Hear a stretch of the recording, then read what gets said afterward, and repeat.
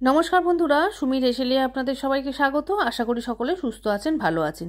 সামনেই দোল উৎসব, আর সেই উপলক্ষেই আপনাদের সঙ্গে শেয়ার করব দই ফুলুরি রেসিপি। খুব সহজে বানিয়ে নেওয়া যায় আর খেতেও ভীষণ সুস্বাদু হয়। ছোট থেকে বড় সকলেই খুব পছন্দ করবে।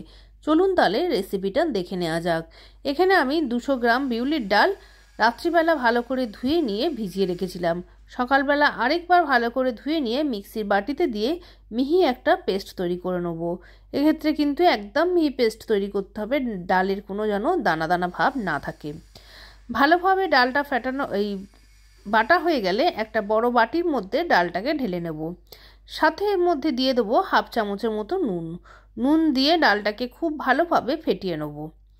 ডালটা যত বেশি ভালোভাবে ফাটানো হবে বড়াগুলো কিন্তু ততই ভালো হবে, সফট হবে এবং এর মধ্যে যে মশলা বা দইটা সেটাও ঢুকবে খুব ভালোভাবে। তাই চেষ্টা করবেন ডালটাকে খুব ভালোভাবে ফেটিয়ে হালকা করে নিতে। একটা জলের পাত্রের মধ্যে একটু ডাল ফাটানো দিয়ে দেখলাম যে ডালটা ফেসে উঠেছে। এক্ষেত্রে বোঝা যাবে যে ভালোভাবে ডালটা ফাটানো হয়ে গেছে। এবার কড়াইতে বেশ খানিকটা তেল গরম করে আস্তে আস্তে বড়াগুলোকে ভেজে নেব। খুব লালচে বা খুব হালকা করেও ভাজবো না, গোল্ডেন ব্রাউন কালার ধরা পর্যন্ত বড়াগুলোকে ভালো করে ভেজে নেব। বড়াটা যখন খুব ভালোভাবে ভাজা হয়ে যাবে, এবারে কড়া থেকে আস্তে আস্তে বড়াগুলোকে তুলে নিয়ে সমস্ত কটা বড়াই এইভাবে ভেজে নেব। বড়াগুলোকে খুব বড় বড় বানাবো না, ছোট ছোট বানাবো, কারণ এর মধ্যে যখন দই বা জল দুটোই ঢুকবে তখন সাইজে কিন্তু অনেকটা বেড়ে যাবে। তাই ছোট করে বানাবার চেষ্টা করতে হবে।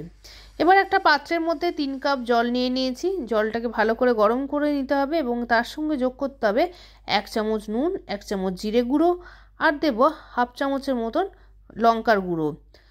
সমস্ত কিছু দিয়ে জলটাকে খুব ভালোভাবে একটু ফুটিয়ে নেব, যাতে মশলাগুলো জলের সঙ্গে খুব ভালোভাবে মিশে যায়। জলটাকে ভালো করে ফোটানো হয়ে গেলে একটা বাটির মধ্যে ঢেলে নিয়েছি, একটু বড় সাইজের পাত্রের মধ্যে ঢেলেছি। এবারে ওর মধ্যে ভেজে রাখা বড়াগুলোকে সমস্তটাই দিয়ে দেবো। এক্ষেত্রে জলটাও গরম থাকবে এবং বড়াটাও হালকা গরম থাকবে। জলের মধ্যে দিয়ে দিলেই জলটা সমস্ত টেনে নিয়ে বড়াগুলো রীতিমতো অনেকটা বড় সাইজের হয়ে যাবে। এদিকে দইটা ভালো করে রেডি করে নেবো। নিয়েছি এখানে 300 গ্রামের মতন দইয়ের মধ্যে দিয়েছি আমি হাফ চামচের মতো নুন আর দিয়েছি কিছুটা চাট মশলা আর দেব বিট লবণ আর চাট মশলাটা দিয়েছি আমি হাফ চামচ করে, ভালো করে ফেটিয়ে নিয়েছি। এবার এর মধ্যে দিয়ে দিয়েছি হাফ চামচের মতন জিরে গুঁড়ো, দিয়েছি হাফ চামচ লঙ্কার গুঁড়ো আর দেব 2 চামচ চিনিটা আপনাদের স্বাদ অনুযায়ী দেবেন, যতটা মিষ্টি খেতে চান সেইভাবে চিনিটা ব্যবহার করবেন। এখানে চিনির পরিমাণ কিন্তু কম বেশি করতে পারেন।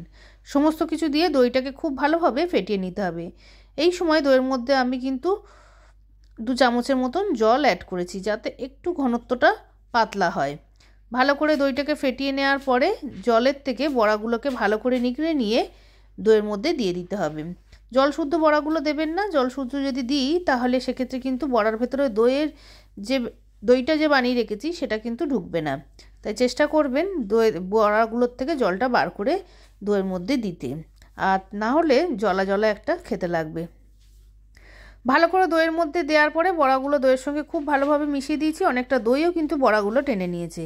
এবারে যে মশলা জলটার মধ্যে বড়াগুলো ভেজানো ছিল সেই জলটাই অল্প অল্প করে এই দইয়ের ঘোলের উপর দিয়ে দেব। বেশ কিছুক্ষণ দিয়ে রেখে দিতে হবে। আর এদিকে একটা ফোড়ন দেব, তার জন্য একটু বাটিতে 2 টেবিল চামচের মতন সর্ষের তেল, তার মধ্যে সামান্য সর্ষে গুঁড়ো, 2টো শুকনো লঙ্কা, অল্প হিং আর 4-5টা কারি পাতা দিয়ে সাঁতলে নিয়ে ফোড়ন দিয়ে দিতে হবে। ওপর থেকে ধনেপাতা কুচি দিয়ে দিয়েছি, দিয়ে ফ্রিজের মধ্যে রেখে 2 ঘন্টা পর সার্ভ করব। ঠান্ডা ঠান্ডা এই দই ফুলুরি খেতে ভীষণ ভালো লাগে। বাড়িতে অবশ্যই একবার রেসিপিটা বানানোর রিকোয়েস্ট রইল। দোল পূর্ণিমা উপলক্ষে বাড়িতে বানিয়ে দিন। সম্পূর্ণই নিরামিষ রেসিপি, বড় থেকে সকলেই খুব পছন্দ করবে। আজকের মতন এতটাই। পরবর্তী আবারও কোনো ভালো রান্নার রেসিপি নিয়ে হাজির হব। আপনি যদি আমার নতুন বন্ধু হয়ে থাকেন তাহলে চ্যানেলটিকে অবশ্যই সাবস্ক্রাইব করে পাশে বেল আইকনটিকে ক্লিক করে দেবেন এই ধরনের নিত্য নতুন রান্নার রেসিপি পেতে। একটা লাইক করতে ভুলবেন না, কমেন্টসের মাধ্যমে জানাবেন। নমস্কার।